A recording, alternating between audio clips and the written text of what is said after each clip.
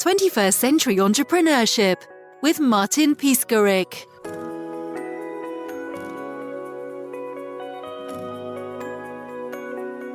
When is the last time that you felt really alive? What were you doing? How did that feel in your body? Would you like to feel that way more often?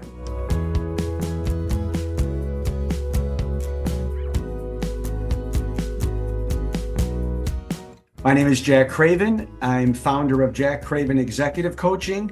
In my life, I've been a trial lawyer. I have run a business and been CEO of that business for over 20 years.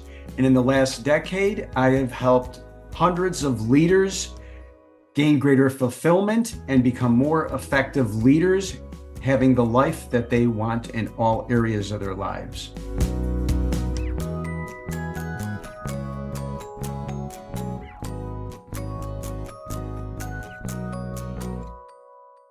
My coaching practice is first based on my life experiences in all of those previous professions.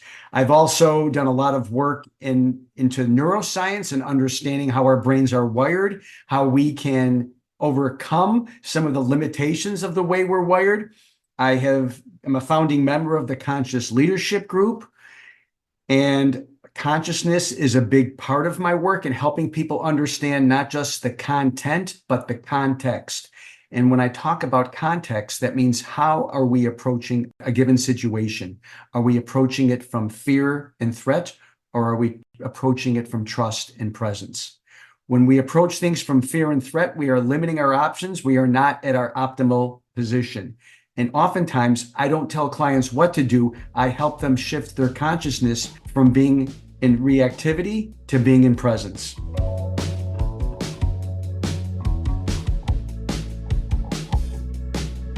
Many of my clients are successful entrepreneurs, founders of businesses. Some of them are professional hired guns. They have a level of professional success, and yet they feel that there's something that's missing.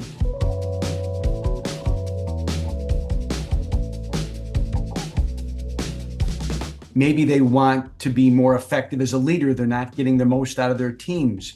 Maybe they have financial success, but yet they still feel that something is unfulfilled. And when I begin to work with them, we start with some of the challenges that they're currently facing.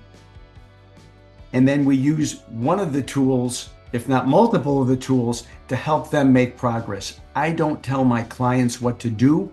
I give them a lot of feedback. I give them tools, and I ask them to think, how do they want to approach their situation with either my feedback or the tools that we've talked about. And when a client leaves me, I want them to have tools that they could use that day so that they can make progress. I often find that in order to really make progress in terms of helping them feel more alive, one of the things we have to do is reduce the amount of times that they're in reactivity. Reactivity is any time that they are upset, they're angry, or they're afraid. And so it's hard to make progress and feel alive if you're in fear and reactivity. So it's better understanding their pattern, what happens, why are they in reactivity? What are they telling themselves? So one of the tools that is one of my most impactful tools is this concept of reframing. Reframing is looking at what are we telling ourselves to cause reactivity, and then can we come up with a different interpretation for the same experience? Let me give you a specific example. Oftentimes clients will tell me work has been a grind. One of my most favorite phrases is what we tell ourselves becomes our reality. If you're telling yourself that work is a grind, your work experience will feel like a grind. What's another way that you could look at your situation? So in that situation with a client, he reframed it to, I'm working on many challenges at the same time. And I love a good challenge. That's what gives me fulfillment, is problem solving and figuring that out. So we've shifted from a mindset of my work is a grind to I'm solving problems. And this is something that I love, a great challenge. That's just one example of a way that people can change their experience. Then after we've reduced the reactivity, I start to better identify with them what they most enjoy doing, what their passions are, and when they felt alive.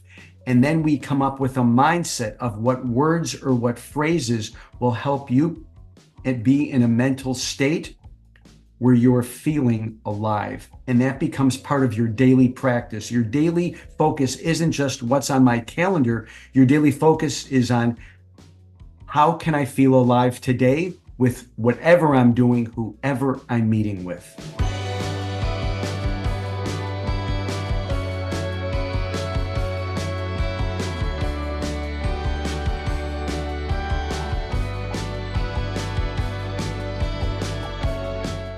After running a business for 15 years, there were many years of success. There was also years where we didn't know if we'd make it. There was a rapidly changing industry, so we had to redefine ourselves. And after several years, we were able to turn the business around, but I still felt unfulfilled. And I was looking for something to help me because I was blaming other people for my own circumstances. And what I recognized was I wanted everybody else to change to the way I wanted them to be, which is frustrating. I began to take ownership for all of the experiences in my life. Whatever results I wasn't happy with, I asked myself, what's my part here? What am I doing to create this unwanted result? That was a very empowering first step, which is it's very easy to blame someone else for circumstances. It's much more difficult to take ownership for what role you're playing for a result that's involved in your life, which mine was I wasn't feeling fulfilled. I was in a business that was very transactional, and what I really wanted was it was a business where I could have big impact on people's lives. It took me 3 years to have the courage to walk away from my business and start from scratch to becoming an executive coach. My kids were going to college. This was a career that I had to make a living at if I wanted to have the life that I wanted in the future that I wanted. So there was a great deal of pressure. And yet what drove me more than anything is that when you're passionate about something, you cannot imagine your potential until you're doing something that you're really passionate about.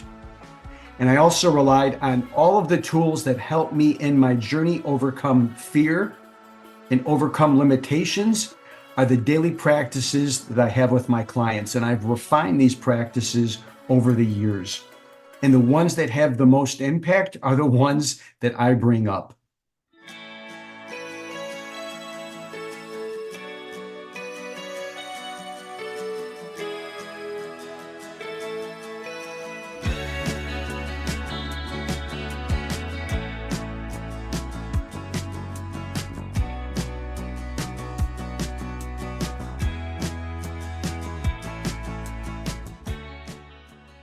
What I try to get my clients to do is a practice that this is a devotion to, I want to live my life differently.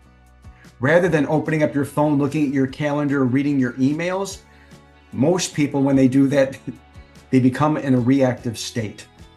What I want them to start their day with is, how do I want to feel alive today?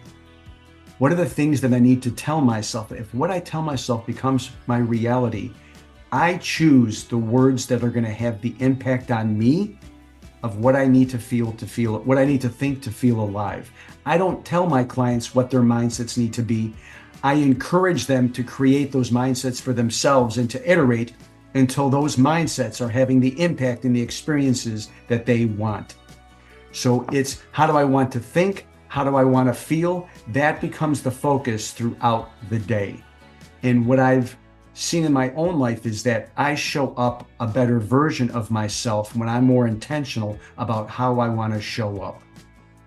One of the feelings that I want to come up with and experience every day is giddiness. What is giddy? Excitement to the point of disorientation. And I thought to myself, if I can feel giddy every day, that's a pretty amazing life. Different clients have different feelings that they want to have. Some of them want to feel energized. Others want to feel calm or connected. Each person has their own unique mindset that is going to drive them to bring out the best version of themselves. And then as we practice and make this more intentional, every day you're experiencing more moments of aliveness. I keep reminders of my desk, pictures of myself when I'm feeling alive, to remind myself, this is how I want to feel.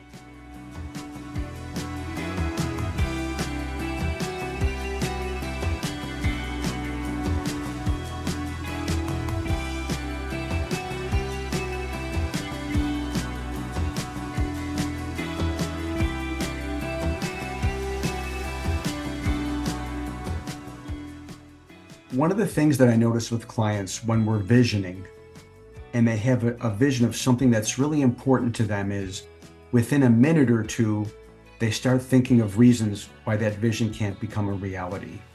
And what I've noticed and what I tell my clients is that's just a pattern. That's just fear coming in, like that dream is too big, too good to be true. If we recognize it as a pattern, we can better distance ourselves and just recognize it as a pattern and keep going. So I make a commitment.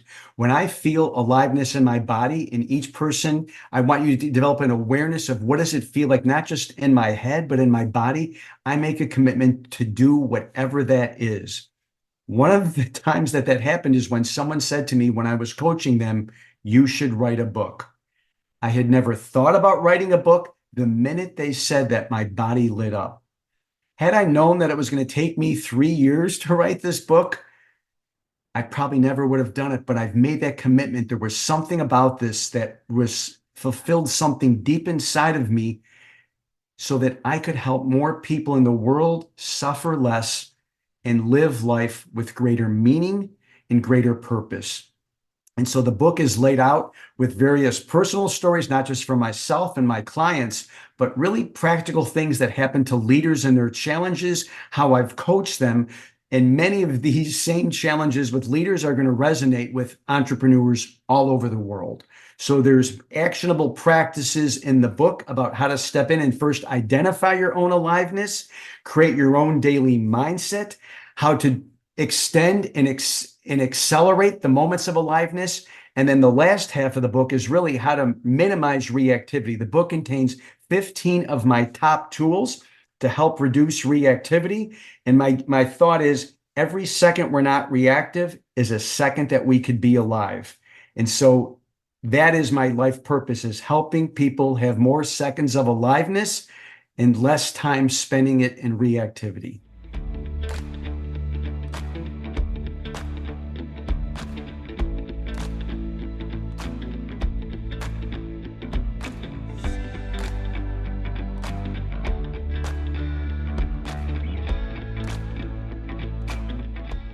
If we're not continually practicing and identifying blocks, as well as identifying successes, life is going to get in the way of our progress. We're going to forget some of the things that we've learned. All the progress we've made is going to start going backwards. And so whatever your work is, whether you're working with a coach, whether you are doing your own practice, is you need to make a commitment, and I like to say a devotion to your ongoing learning.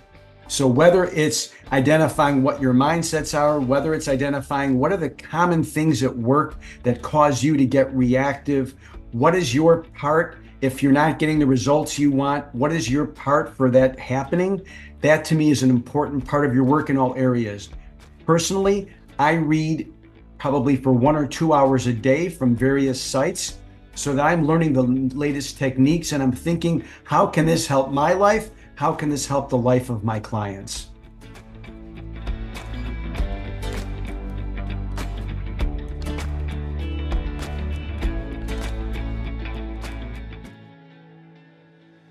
One of the things that gets me really excited is when clients have been struggling with an issue for years and they feel stuck, and then they're able to take a step back and use some of these tools, and then they take immediate action.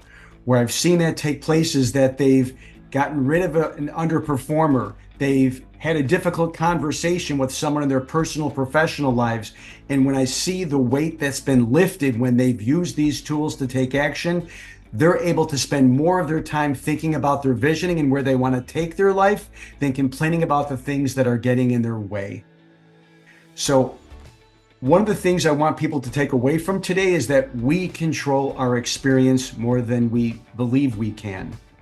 Rather than blaming others, take your own ownership, because that's what you can control. If what you're telling yourself isn't helping you, reframe what your experience is to the experience that you want to have. And so one of the things that what you can do today is, I want you to think to yourself, what's one thing I could do today to feel more alive right now?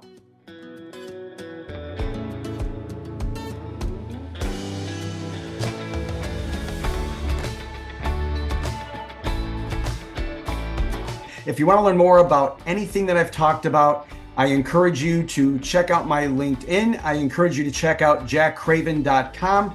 I am happy to answer all questions. My goal in life is to help others have more happiness. I'm happy to reach out to the community, answer any questions, and get you engaged. My goal is that you start feeling more alive today, wherever you are.